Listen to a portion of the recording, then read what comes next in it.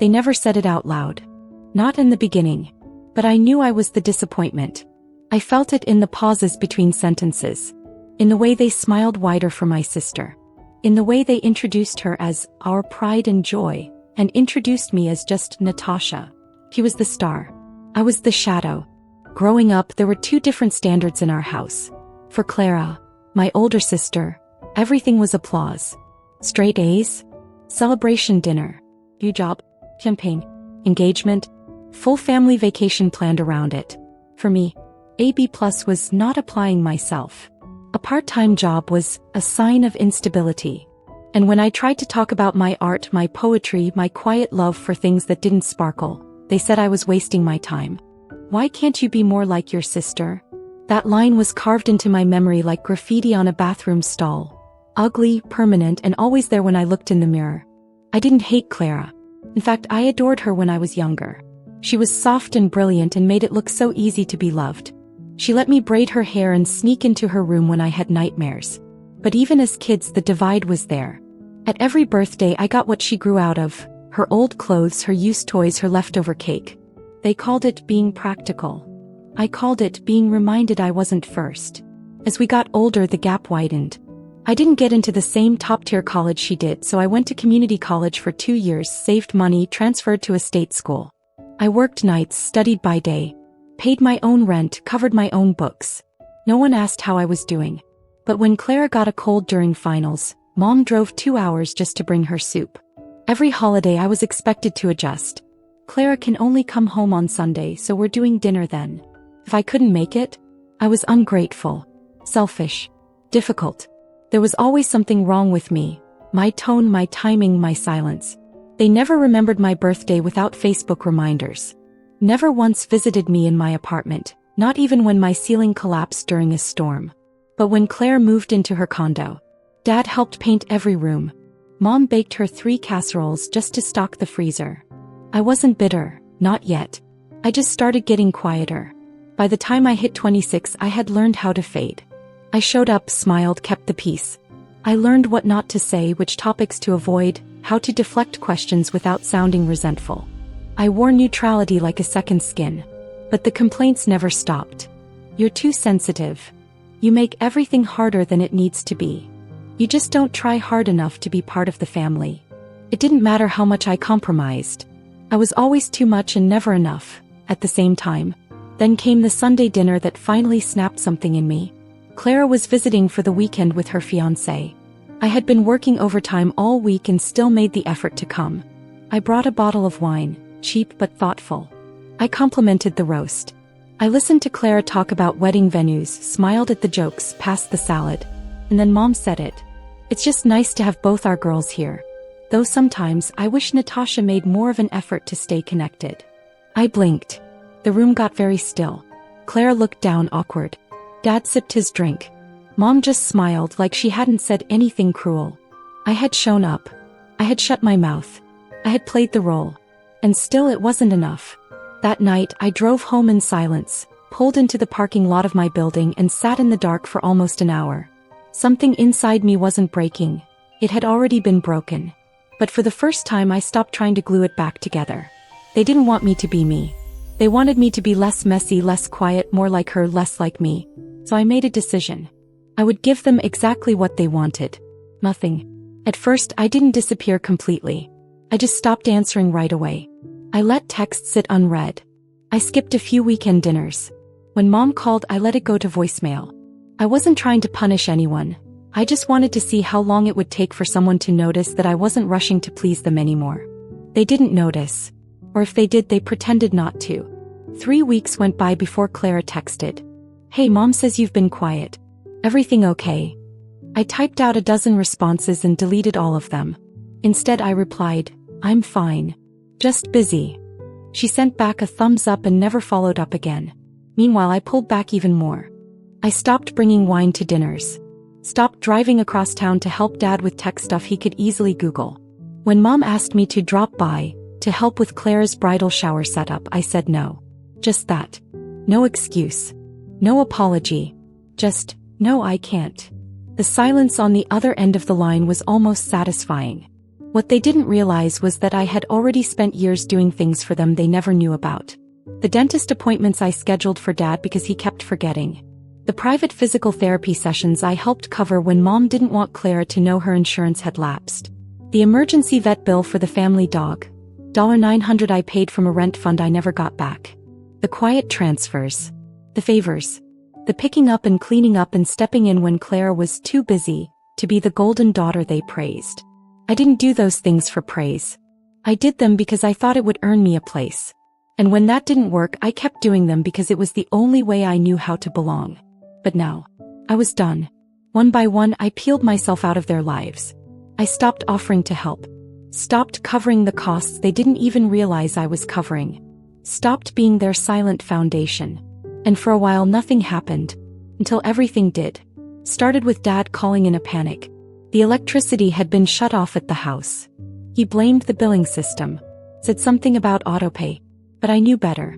I'd been paying that bill for the last 8 months since they forgot to pay it and almost got hit with late fees. I had canceled the auto draft 2 weeks prior. Then came Clara's meltdown. Apparently, the decorator for her bridal shower had backed out last minute. Mom was overwhelmed. No one was answering calls.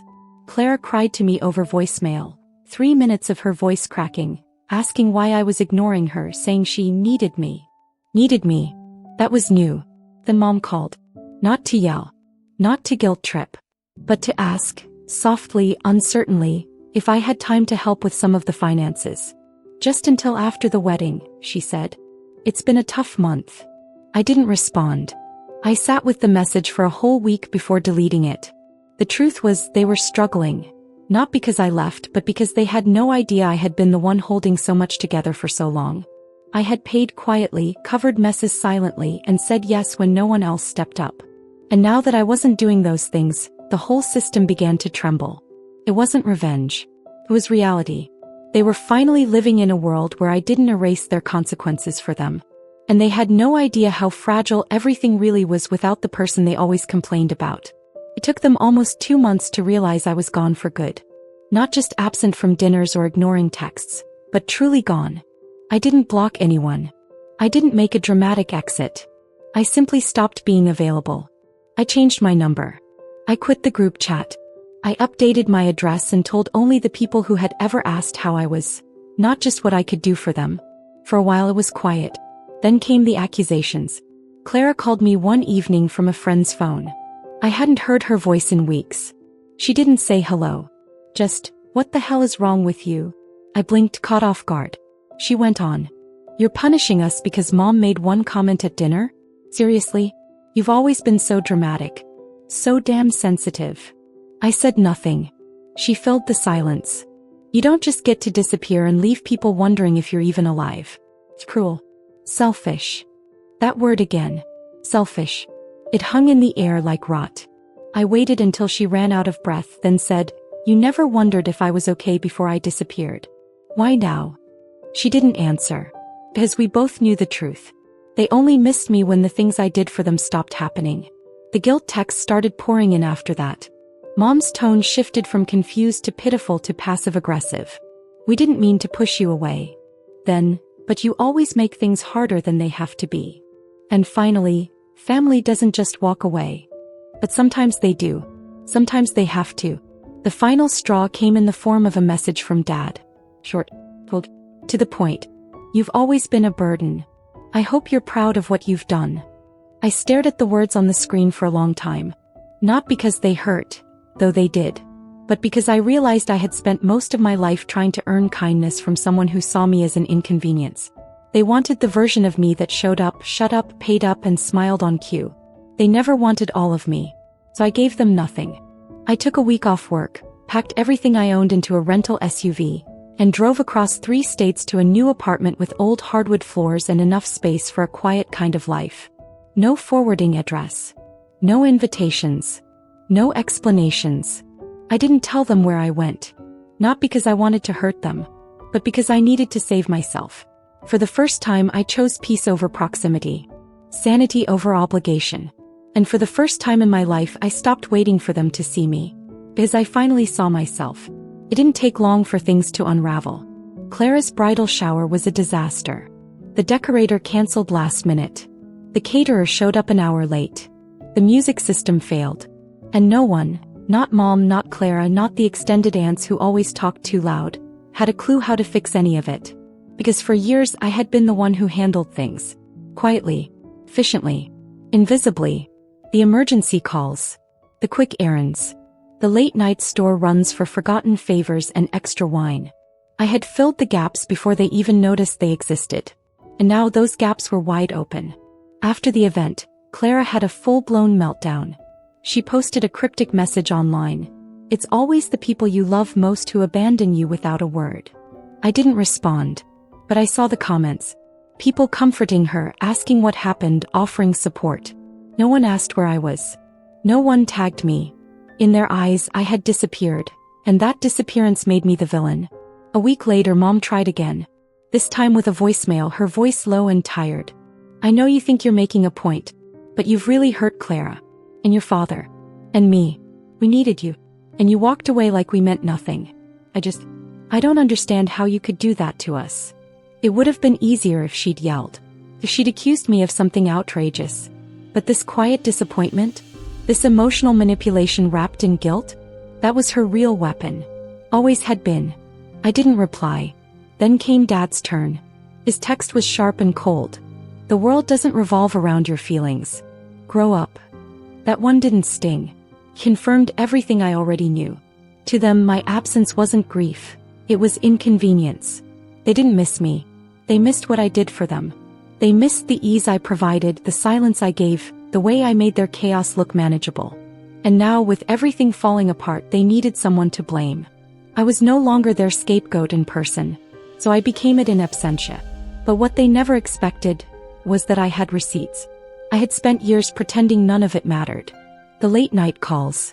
The quiet payments. The things I fixed without asking, without praise, without thanks. But now that they had painted me as the villain, the dramatic one, the selfish one, I decided they deserved to see the version of me that kept every receipt. I compiled it over 3 nights. A document 72 pages long. Labeled, dated, categorized. Rent payments I made for Clara when she forgot her second-month deposit. Electric bills I paid under my name when Mom maxed out the joint account. The emergency plumber I covered because Dad didn't want to call some stranger. All of it. I didn't add commentary. I didn't explain. I let the numbers speak.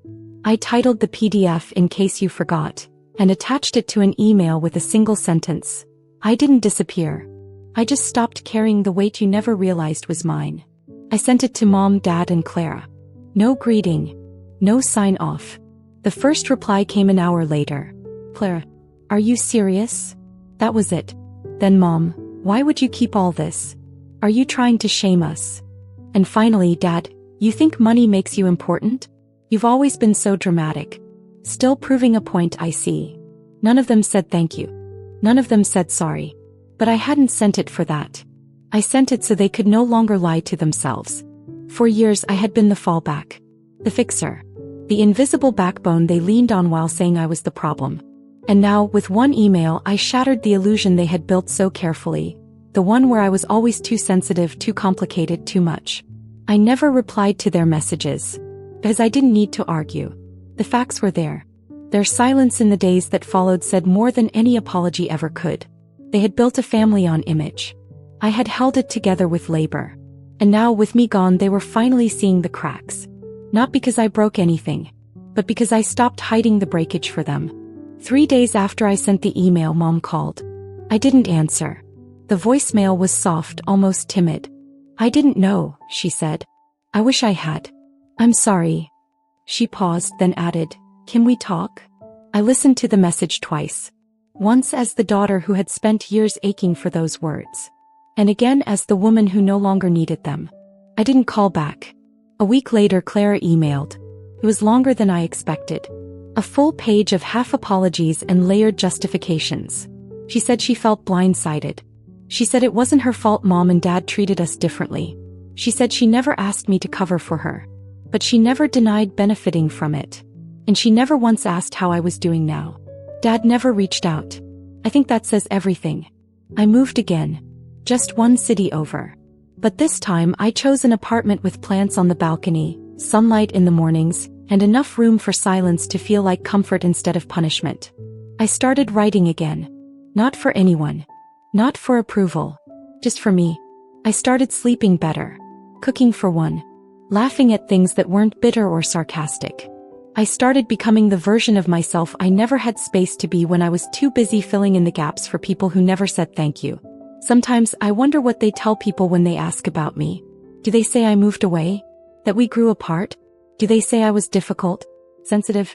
Selfish? Maybe. But I don't care anymore. Because they don't get to write my story now. I do. And this story isn't about revenge or spite. It's about recognition. Of what I gave. Of what they took. Of what I finally kept for myself. They taught me that love had to be earned, begged for, chased. But I've learned something else. Real love doesn't come with conditions or keeping score or quiet punishments when you step out of line. It comes with peace. And I have that now. No family dinners. No holiday guilt. No calls I dread picking up. Just peace. Sometimes the most powerful thing you can do is walk away without slamming the door. Natasha didn't vanish out of rage. She disappeared because her presence was never truly seen. Only used, only blamed, only forgotten when convenient. And when she stopped carrying the weight, the whole house of cards came crashing down. This isn't a story about revenge. It's a story about clarity. Have you ever felt like the only time people noticed your absence was when you stopped fixing their messes? Comment yes or no below. We want to hear your truth. If this story moved you, made you feel seen, or reminded you of someone silently holding things together, like this video, share it with someone who needs to hear it. And subscribe for more powerful, emotional, true stories. Only on Outlaw Alley, where we tell the stories no one else dares to tell.